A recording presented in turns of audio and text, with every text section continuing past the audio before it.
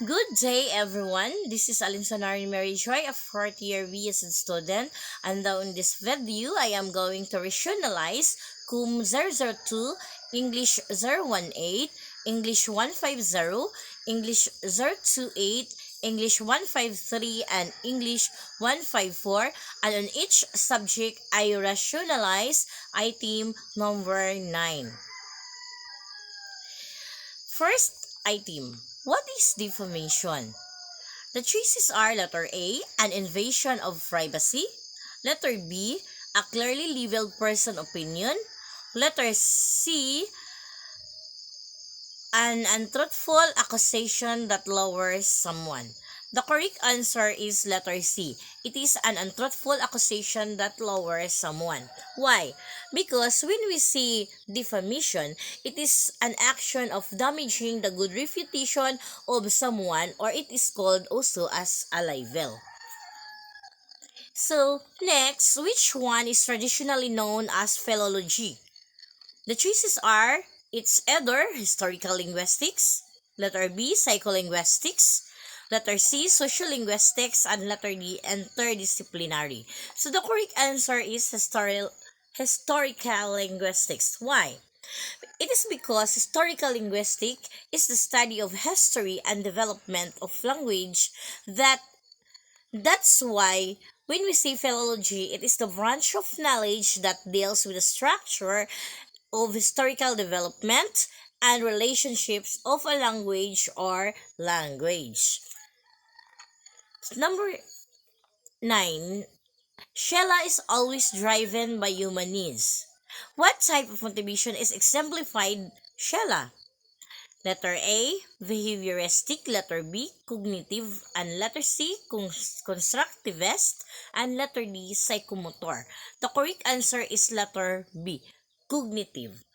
Cognitive because cognitive motivation, it refers to the influence of motives of various types of thought process such as memory, information processing, and reasoning, and these are relevant to social phenomena of self-evaluation of person's perception.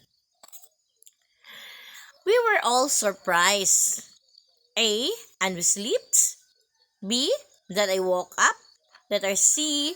The sun that when the sun shines. And letter D. When we heard the news. And of course, when we say we were all surprised, from the word surprise, when we heard the news.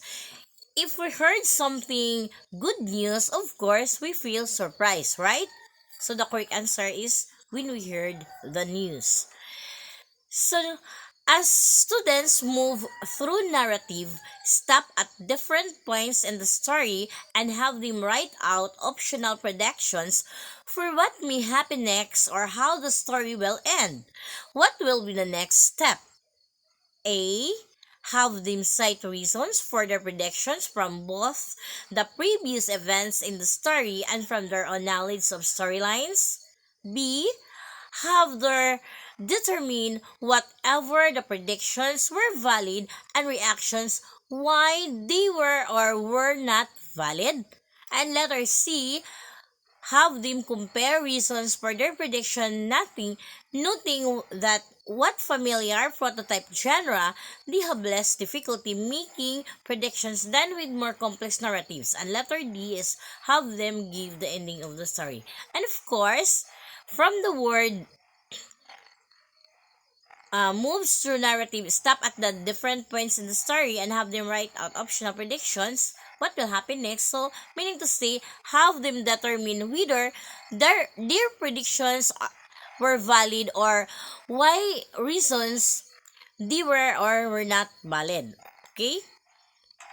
So, Sir Mark asked often employs oral questionnaires and picture cue tasks because he believes that through these activities, his students will enhance their speaking skills.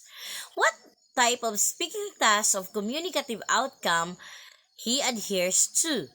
The choices are letter A, imitate imitative speaking. Letter B, intensive speaking. Letter C, responsive speaking. And letter D, extensive speaking. So the correct answer is letter B, intensive speaking. When we see intensive speaking, it involves producing a limited amount of language in a high control context. Limit of language.